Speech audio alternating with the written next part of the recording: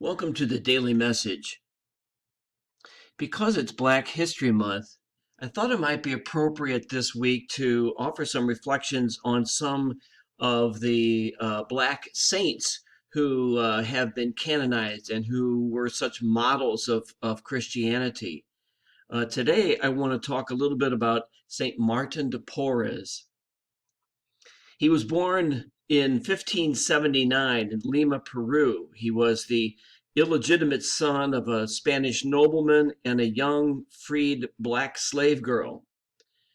From early childhood, Martin showed great piety, a deep love for all of God's creatures, and a passionate devotion to Mary.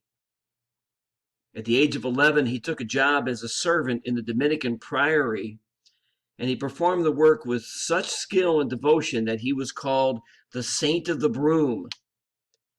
Martin was placed in charge of the Dominicans' infirmary, where he became known for his tender care of the sick. In recognition of his deep devotion, his Dominican superiors dropped the stipulation that no black person may be received to the holy habit or profession of our order, and Martin was vested in the full habit and took solemn vows as a Dominican brother. He then established an orphanage and a children's hospital for the poor children of the slums. He set up a shelter for the stray cats and dogs in the city in which he lived and nursed them back to health.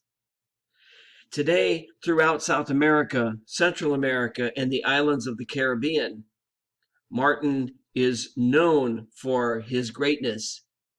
And in 1962, Pope John the 23rd made Martin de Porres the first Black American saint.